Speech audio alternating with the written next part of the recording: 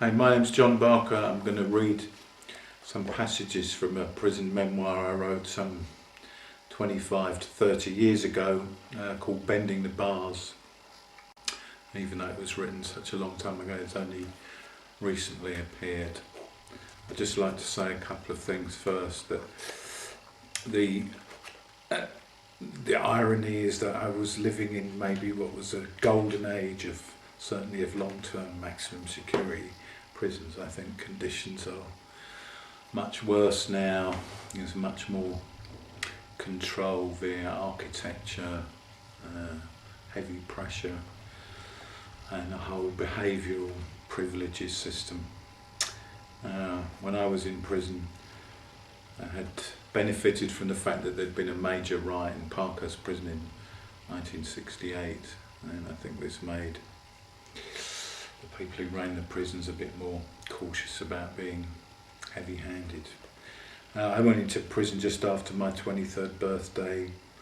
I'd never thought that prison was going to be part of my life, but it was for the next 7 years. And the start, I did a long time on remand in Brixton prison, about 16 months, and was then sent to Wormwood Scrubs, which at that time was a very strange prison. It was a maximum security prison, and I was a category prisoner, but it had a dispersal wing, which is where you went, people doing a long sentence, but also it had allocation wings where you went.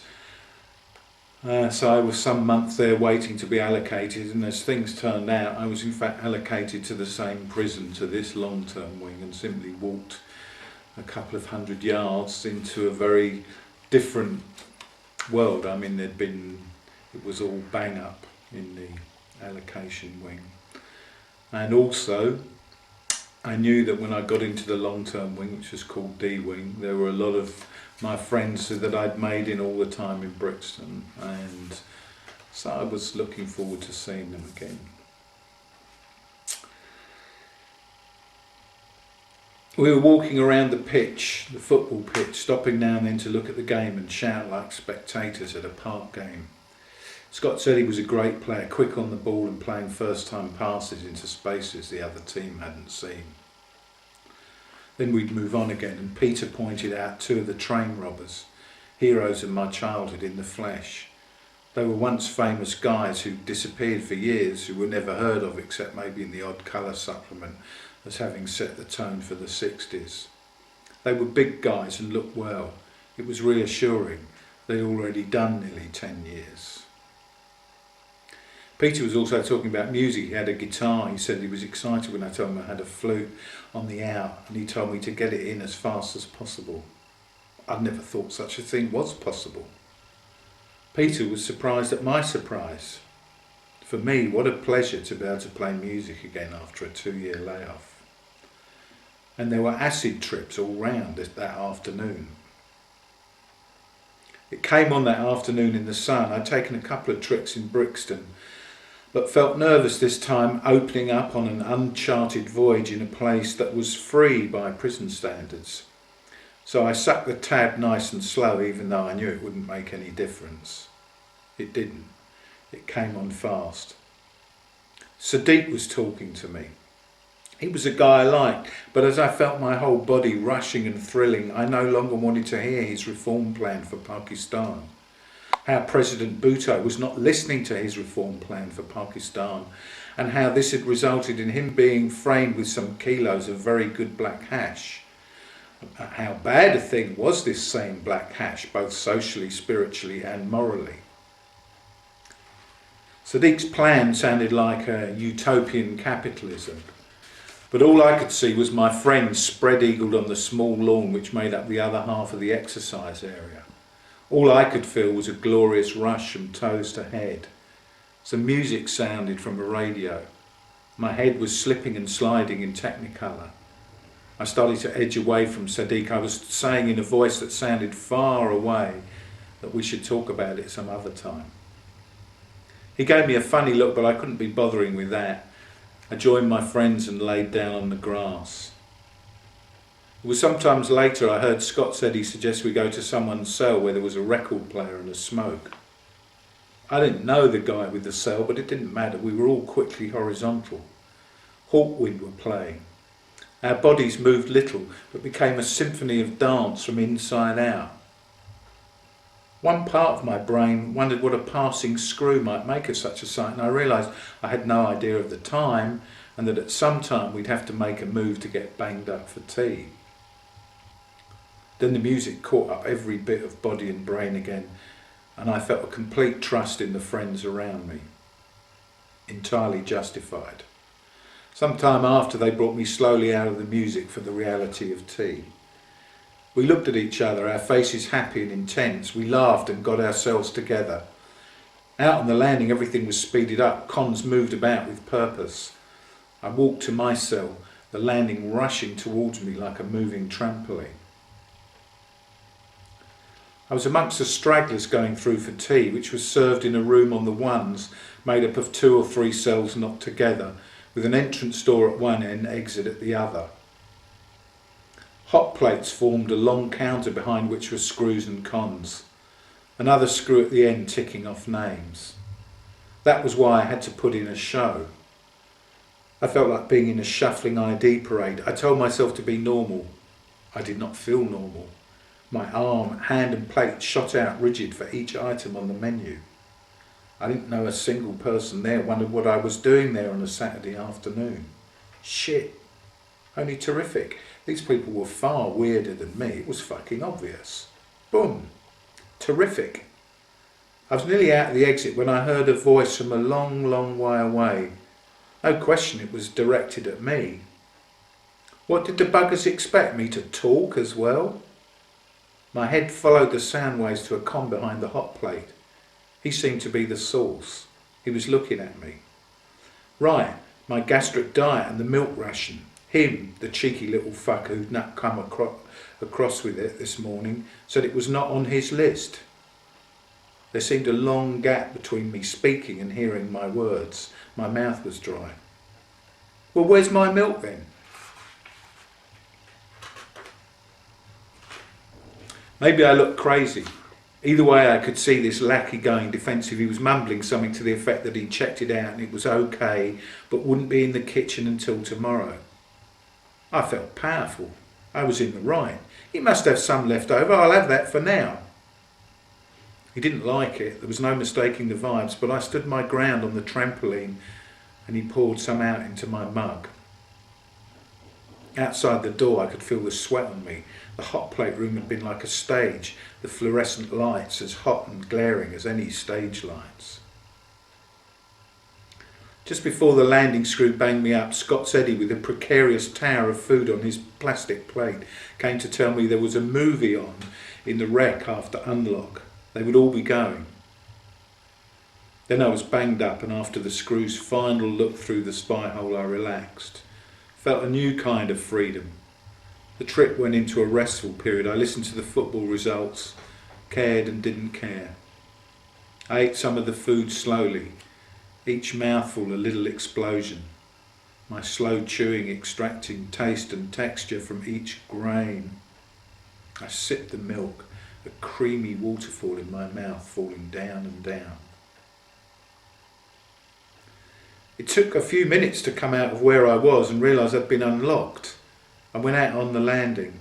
There was no one about, but down on the ones there was a big crowd at the main wing gates. There were shouts and jeers, the gates rocking under the weight of bodies like it was Highbury and the turnstiles were slow. I couldn't see any of my friends. The floor was bouncing through my feet. Some screws made a passage through the crowd and there was a big cheer as the gates were opened. I followed the crowd through and gave my name to another screw with a board.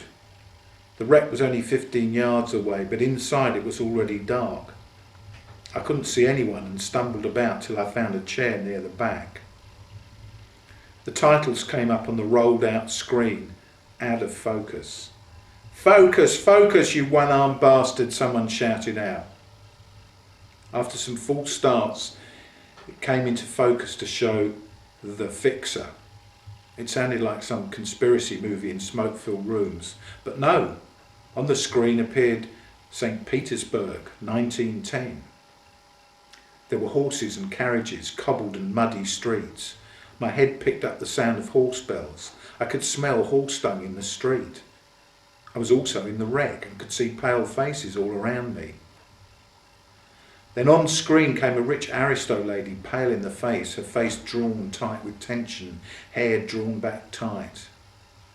Against her better judgment, she fancies a dark, curly-haired youth. A poor Jew, no doubt. A man of integrity, he rejects her, and her face draws tighter still. Next thing is she's accused him of rape and he's in some kind of jail. No messing about. Wham, bam, in the slammer. Shit, my heart was pounding. It's outrageous. How can anyone be so spitefully mean? Suddenly there's the voice of the interrogator, alternately wheedling and vicious. Oh, I know that voice. Don't say anything I want to shout out, but I've got no voice. It's a 15-round battle crammed into a few minutes of film, but your man does hold his ground. Now there's a cell on screen, a big one, a holding cell. Big figures loom up towards your man out of grey shadows. One of them gives him a real mean look, a psychopathic halt. He's taunting your man, it's obvious. The interrogator has put him there deliberately. He wants to scare him shitless with some anti-Semitic heavy. Then a bigger penny dropped. Never mind your man, what about me? I'm a new boy on the wing, it's dark and the wing is filled with psychos as well as professional criminals. Half and half from what I'm told. I'm sweating, wondering how the fuck I can get out.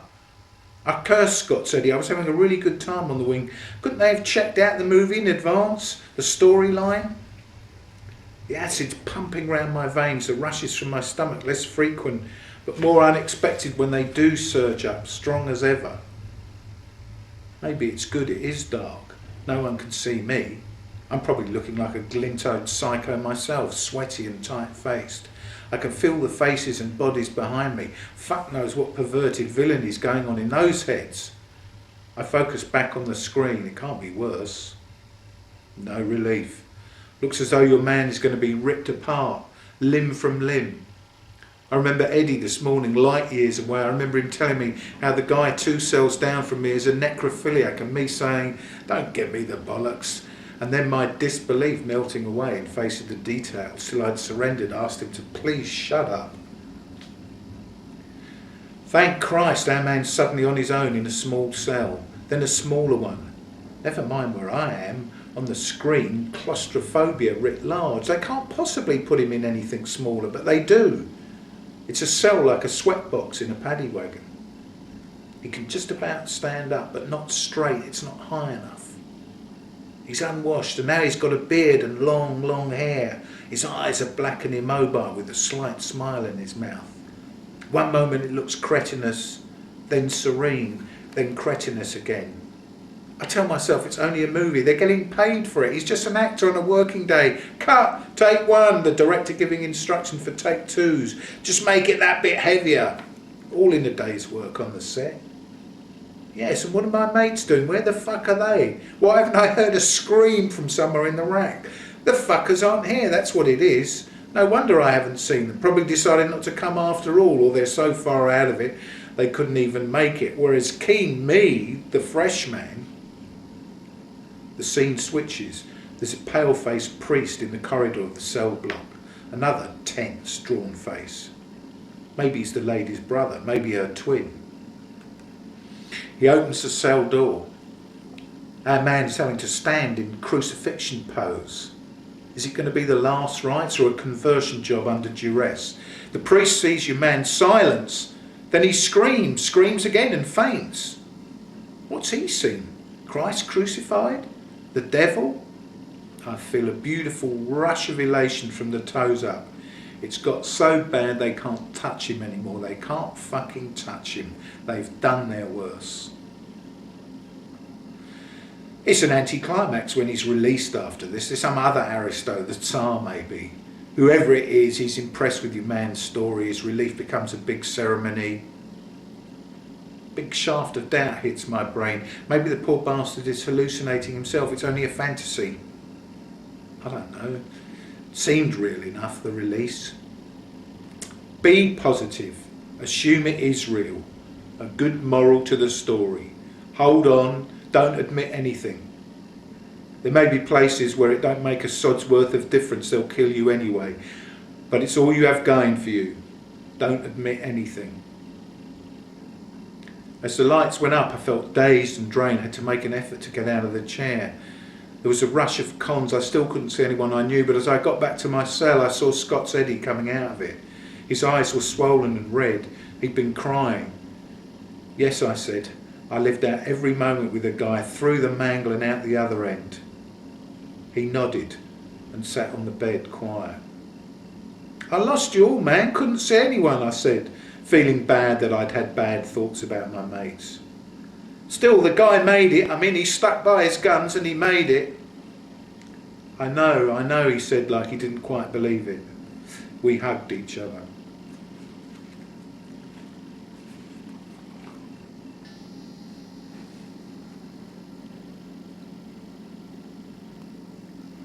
We became quite a crew in D-Wing Wormwood Scrubs, all, you know, young working class criminals who are pretty radical and rebellious. We were all a bit into drugs, and they were good politically. We had a lot of solidarity actions, sit-downs. Anyway, it was getting too much. And one day, suddenly, about a year and a half later, I got ghost trained out of D-Wing Wormwood Scrubs, which means that they come fetch you at 6 o'clock in the morning out of the blue and whiz you off somewhere else. And I went, trying to guess from the ring, and I went to a new type, the very new type of maximum security prison, which is called Long Lartin. And I arrived there, and of course you've been cut off from all your mates, and it was a very strange place. Sat with my tea at a small table, I looked out the window. It was well barred but large and well positioned. By the cell door there was a panel set into the wall with indicator lights and buttons. A screw had explained that by following the correct sequence of buttons I could get out at night for a shit. Night sanitation they called it. The heating worked, all to the good. Just looking out into the grey outside made me shiver. Clean and comfortable the cell looked, but as I ate my tea the smallness of it made itself felt. Mostly the ceiling was low, no more than 7 foot high, 7 foot square the floor space, a cube, a bland cube painted in grey and brown speckle. My old home, the one I'd woken up in that very morning, had wound up as a fait accompli of orange, pink and blue, all done in a night with some contraband paint from Eddie. In this place the light was dull, boxed away in a frosty, partially transparent casing screwed to the ceiling. I got the shivers again. It was in asylum mode with a ceiling that bore down. They would have had architects on the job, wicked bastards, weekly conferences with Home Office psychologists as they drew up their plans. I could do without the deluxe shitting service, but did not want to live in a box. There was an item of kit issue that was new to me, a shapeless grey overcoat. Essential too, I found out on the Sunday afternoon exercise. I followed a couple of other grey coats down lengths of identical corridor and came out on a large grass field. The perimeter wall and inner fence stretch about 500 yards either way. There were football posts, rugby posts, cameras and screws with dogs scattered around the fence. It was freezing, a cold wind blowing across the plain, or the Vale as they called it, the Vale of fucking Evesham. 2 wings back onto the field, the cells on the ones looked cosy. There were only a score or so of cons out on the field. A Brummie guy caught up with me. Long Lartin was the nearest security nick to Birmingham. I learned a few other things too. There were 6 wings in all for about 70 cons each, and 4 of them were open. What, we were pioneers? Also learned we were paid in coins, 50 and 10 pence pieces. The everyday lunchtime exercise was on the asphalt yard, the other side of the wing blocks. But we had the field for weekends and in the summer for some evenings. Then the Brummie guy said I could do well for myself in this place. Oh yes. It's a good time now, coming up to Christmas, you'd be surprised. I waited, wishing the cunt would get to the point. The cold was attacking my ears, drilling in. Whoever you're making the soft toy for, see, whoever it is can hand it out on a visit to his kids and pretend he's made it himself. You see what I mean? And I'm not just talking teddy bears, you need a wider range. I looked at him wary. Maybe this was an asylum, the bastards. Waves of regret for the scrubs came on. I could see myself winding up like the Armley fleek who'd done Jim's heading in Brixton. I stayed silent, wanting to give him a nudge, say to him man to man, fuck the soft toys, what's the crack like? I was glad to get back to the warmth of the cell and look over the wing. Not only was it small, the 3 floors were linked by just the one staircase. You could see the architects at work, plotting all their lines to the end of isolating cons into small groups, keeping control. Each landing was divided into 2 spurs with 6 cells on either side. At the halfway point, there were larger spaces at right angles to the spurs. On one side there were recesses. On the ones, the space on the opposite side contained a hot plate and a tiny kitchen for cons. Behind that, offices for the PO, the SO and the welfare. On the 2s there were TV rooms, and on the 3s a small games room that contained 1 table for cards. I was on the 2s again in one of the Cat A cells where the bed was bolted to wall and floor and the bars were said to be tougher. While I was giving it the once over, a London face I'd met briefly in the scrubs when he was in transit said hello. He said the jail was a doddle and it would soon fill up with a better class of con. He mentioned another con he thought I might like. He did it with real gentility, did not say he's a bit of an oddball like yourself, just that I might like him. So I went to David's cell and met a great friend. It felt familiar stepping in his cell, books, papers and clothes all over the place.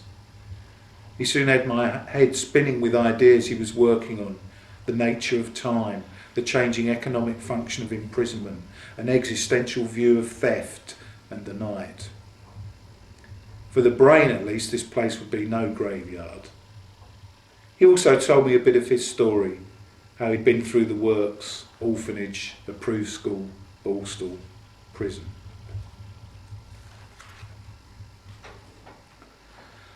So gradually, of course, Long Lighton becomes another place where you build up friends, and also a bigger influx at this time, a lot of Irish Republican prisoners, and it's quite obvious looking back now that the Irish Republican prisoners, all, in addition to the Parkhurst riot, made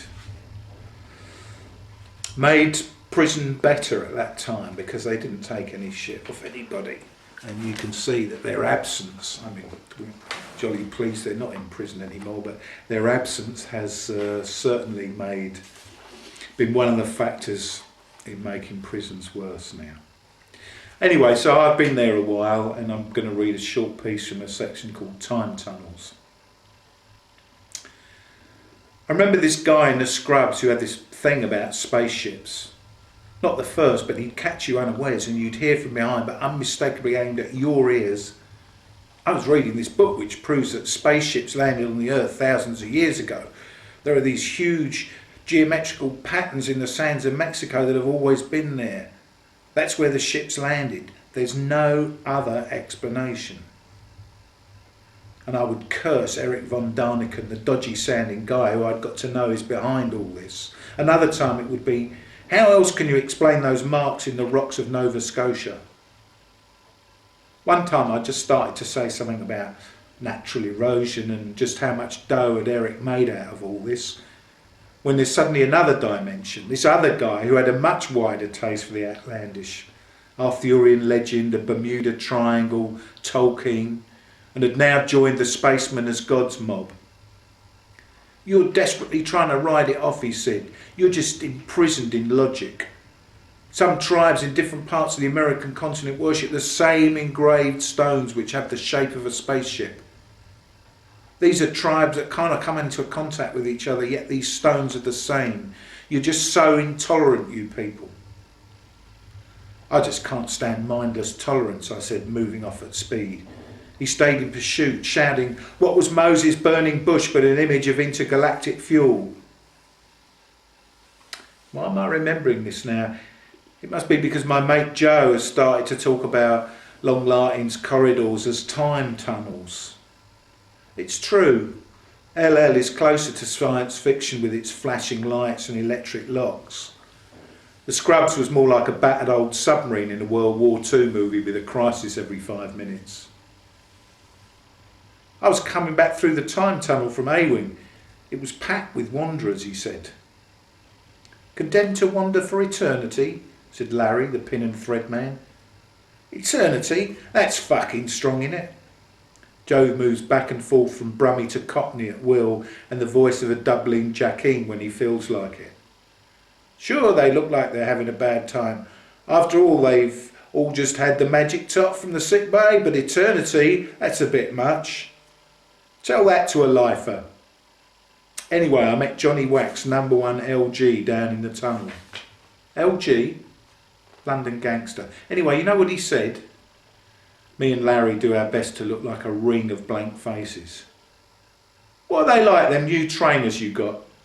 That's what he said, that's all he saw. I was just the body that went with the track shoes. He was worried in case he'd missed out on something, not having any. Yeah, I can picture it, I said, and the pin and thread man who hates his collages being called pin and thread nodded in agreement. So what did you say? How are you 16 quid track shoes? I just said, sorry Johnny, don't want to get caught in the time tunnel. He gave me a funny look. I bet he did.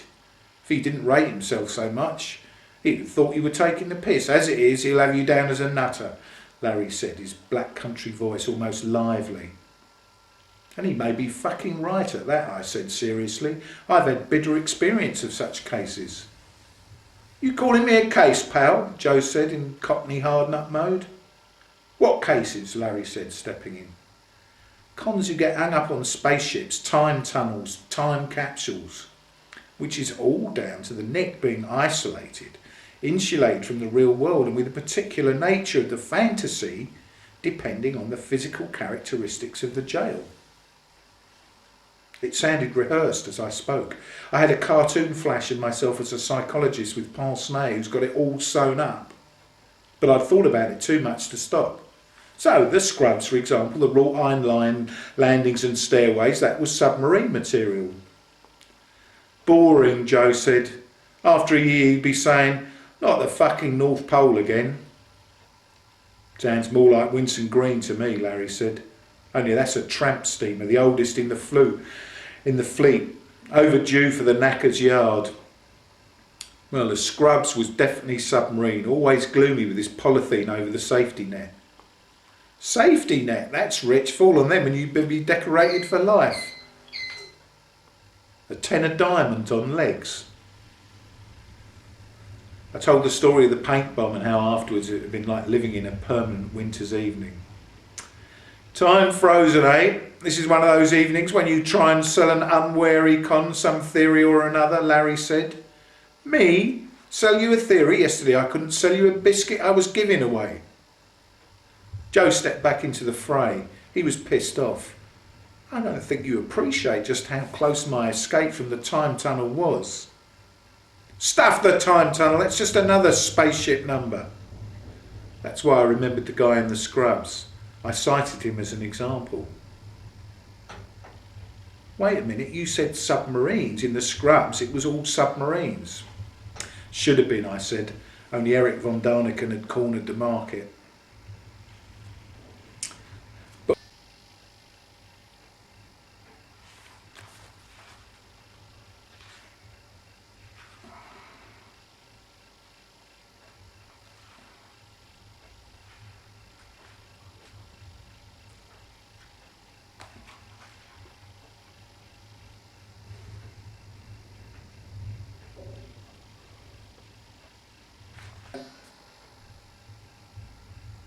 So I was still in Long Lartin when there was another riot, this time at Hull Prison. This would be in 1976. Hull was still one of the old-fashioned security prisons like the Scrubs, where they hadn't managed to architecturally cut everybody off.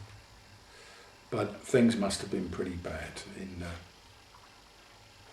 Hull for this to happen, because even though other cons benefit in a way when riots take place, the people who actually do the rioting have a very hard time. They pay for it. So it was eerie but somehow insulting to be sat in the TV room of Long Lartin watching cons on the rooftop of Hull Prison. The revolution will not be televised, feeling that's how it ought to be. The midday news featured at least one friend behind a mask. The fact that I was able to watch it at all seemed to say something about the insufferable self-confidence of the prison system. But then as far as the riot went, the main concern of the Home Office was to be seen to be in control, not panicking.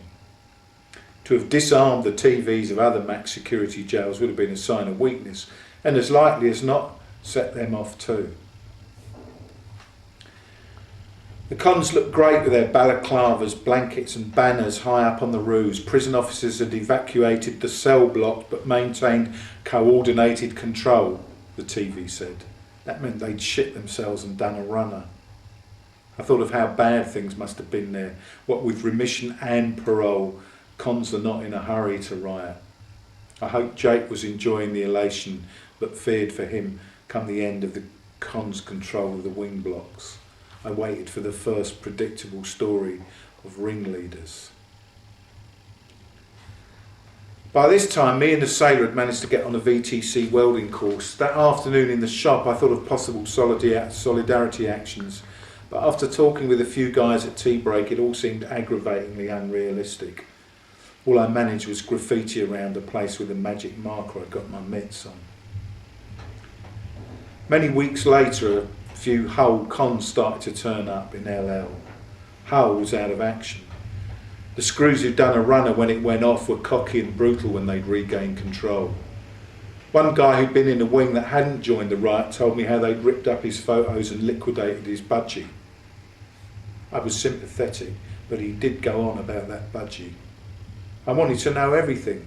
He just wanted more and more letters written. Parliament, Ombudsman, High Courts, this and that. You don't give a monkeys about his budgie, Joe said. You're like a Trotskyist, you listen to his story, but only because you're itching to recruit him. Joe and I knew each other pretty well by then. He certainly knew how to wind me up. I tried to strangle him and we fell in a heap on the floor of my cell. Recruit him to what, you cheeky fucker, I shouted. He just laughed like a crazy.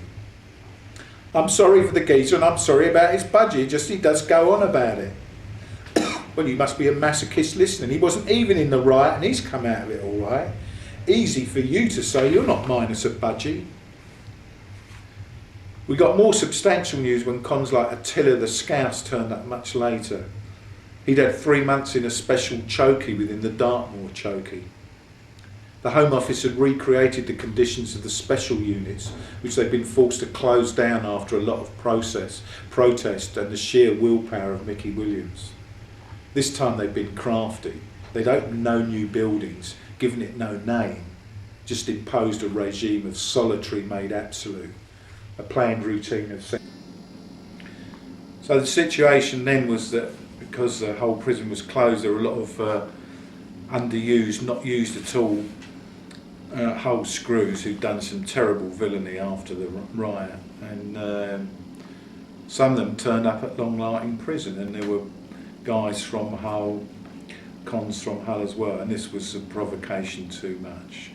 So me and David and some other people started agitating a bit, and one place to start doing this when all cons were together, there were two opportunities. One was Sunday morning if there was a football game, and then the other time the whole prison was together was in a cinned film that we'd have once a week. So anyway, this Sunday, abuse honed in on the referee after he'd done some finger waving at Attila, a robust centre forward. Rap his knuckles, ref. Where are you from? Wandsworth? Up the convicts. Put him on bread and water, you cunt. Behind the prison team's goal, I homed in on an LG I'd known for a few years. He was pissed off at being left out of the team. Not a skillful player, but he was a fitness fanatic which had to count for something. So I sympathised and put the sit-down idea to him. He was not enthusiastic, it was obvious, just as the visiting team stormed through on goal. See? No strength in the midfield, no fucking strength. Pathetic, I said. But it's a fucking liberty sending those animals here. I agree with you, John. Don't get me wrong, but there's so many no good cunts here, you'll only get a few backing you. Thing is, if those screws stay, it will go off one day, you know what I mean? I jumped as the ball flew past my ear from a ferocious off-target shot, but I knew your man was thinking about it. Are you going to speak then, you know, tell him what it's all about, he said. Yes, I'll do that. We'd struck a deal. His support would mean a good showing from A-Wing, from the LGs, and a lot more on the strength of that. The visiting team stormed forwards again, only this time the shot was a goal. Your man flung up his hands. See what I mean? The geezer fell over. Let him in, he said. Just hasn't got the strength, the cunt. By tea time I felt confident. Everyone on our wing knew. A sarcastic con man who claimed to have been a member of the Communist Party said, "Going to do a Lenin, are you? Turn the masses with a speech?" "You won't find me wound up in a mausoleum," I said, feeling good. The gymnasium was big, not like the packed, smoky wreck of the scrubs. I sat with David in the second row of chairs. We kept looking round. It looked full enough. Tony Curtis was playing a 30s gangster in a film that had been edited in weird places. He's down to B movies now, it'll be TV films next, David said. I got absorbed in the story in fits and starts. He seemed well too temperamental to be a gang leader. Other faces were less than hearty in their greetings. Most films were like this, but some had touched a nerve that had been State of Siege, which I'd seen legless through a haze of George's purple beetroot hooch. It was gripping through the haze. I'd sweated with the Tupamaras on the bus. Or The Mean Machine, set in a southern US jail. The Cons American football team overcame death and disfigurement to beat the Screws team, while Eddie Albert, as the Nixon-like psycho football freak, went murderously apeshit. Most of all, there was One Flew Over the Cuckoo's Nest. Me and Jean-Pierre had leapt out of our chairs cheering when the Red Indian finally shows himself and finishes off lobotomised rebel Jack Nicholson. That evening, only 2 out of the regular 40 went for their evening tot of tranquilizers. That's what I was told. This film tonight, though, was staple diet. Things were looking worse for Tony Curtis. He was on his own, but living on a misplaced lazy confidence. Too much wishful thinking. What's more, the poor sod was in love. Personally, I think being in love's pretty fucking amazing, but when you're in his kind of business, a bit of a luxury. Meanwhile, the cops were closing the net. It started to get to me, worried about our own show. It wasn't about remission or anything, but it might be that it might be a shambles, that I might stumble over my words, that at the decisive moment it just wouldn't happen, that there'd be just a few of us left with a choice of creeping sheepishly out or getting well fucked over. Back on the screen, your man was captured in a deserted fairground, still in love. It's an electric chair job and the director loves it. The sequence goes on and on, chaplains, governors, legalities, while your man is absolutely on his own in this dark, private and ordered thing. It's obviously the end of the film. Why don't they just finish that so we can get started? But no, this fucking director lingers over the chair itself. Close up of the straps as your man is strapped in, the crinkle and crackle of the leather loud from the screen. Zap goes the voltage. No one in the whole gym can be feeling good. Tony Curtis looks as white as a sheet ready for the laundry, his body flung about in the confines of the chair. The lights went up. We looked around. A few cons at the back got up and left. Not so many. The LG footballer said from behind, "This is fucked, John, no good." But there were half of the cons of the jail still sat there. It was okay. It would not have been okay if there'd been a long wait. We were lucky the Screws had an AG on the scene in quick time. Go on then, John, I heard from behind. As per usual, there was plenty of unnecessarily unwanted adrenaline pumping around to go with the dry mouth. I said something to the effect that there were some hull screws here who were liable to face charges and that they were a provocation. I did not sound eloquent. Worse, I repeated myself, could hear myself doing it. Still, when I sat down, there were cries of, "That's right, Governor." Then an ex-hull con took up the point. We wanted them out at least until whatever hull screws were going on trial went on trial. The AG came right out and said he couldn't get rid of screws on our say, so who did we think we were? But on the other hand, he would pass on our complaints. We made our point, I heard from behind. That was it, a shuffling of chairs and feet. It was over and felt like a ludicrous anti-climax. It was level-headed Dave who said it was fine. What had I expected? Mass fucking insurrection? He was right. It had been just solid enough. 2 days later, the hull screws we'd named were gone.